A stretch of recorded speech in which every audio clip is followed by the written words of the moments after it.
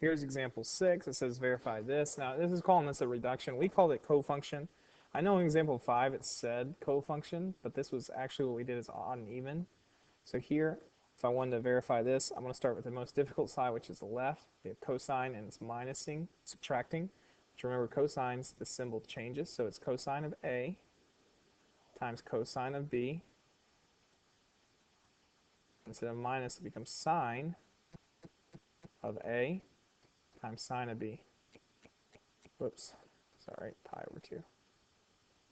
Again, I use that formula from the formula chart. That is cosine of, here, let me write that on here so we can see cosine of theta minus pi over 2 equals that. So that's what I started with. Now let's go unit circle here. And we're looking at the angle pi over 2, which pi over 2 is here on the y-axis. And so it's pi over 2 right here, which we know anything on this point has a y value 1 and x value 0. So to follow the way we've been doing this, cosine of pi over 2 is equal to 0. So this is cosine theta times 0 plus sine theta times, sine is 1 here, which this goes away. 0 times anything is 0, and so this leaves us with sine theta.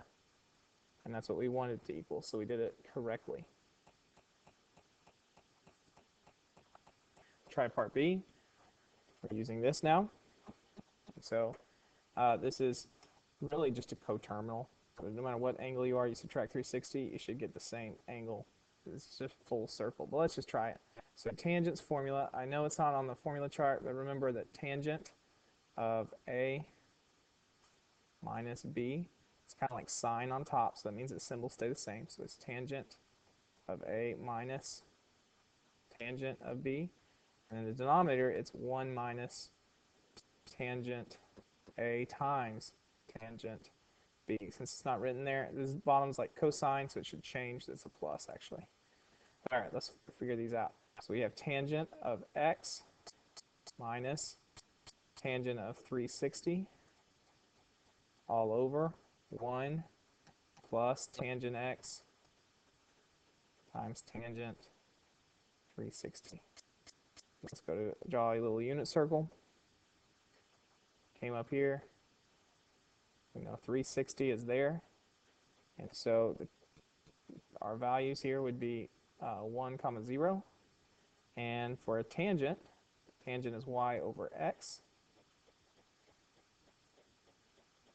And that means we would have 0 divided by 1, which equals 0.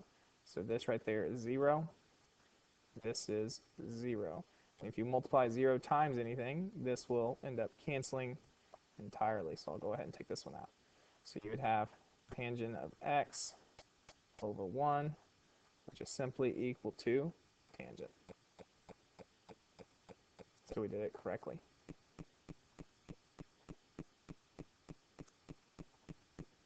Now your turn.